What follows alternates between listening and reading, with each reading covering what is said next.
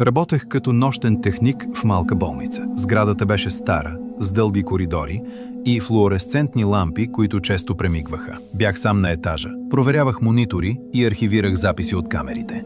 На един от екраните се появи съобщение: „Не оставяй пациента сам“. Но нямаше пациенти в тази част на болницата. Проверих системата. Съобщението не беше изпратено от никого.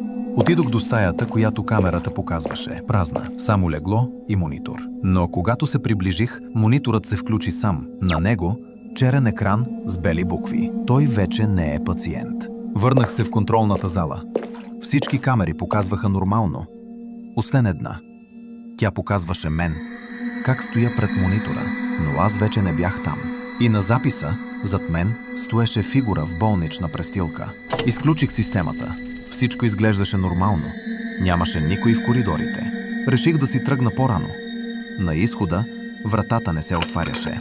На екрана до нея се появи ново съобщение: „Пациентът не може да напусне“. Погледнах отражението си в стъклото. Носех болнична престилка. Сега съм в стаята. Мониторът е включен.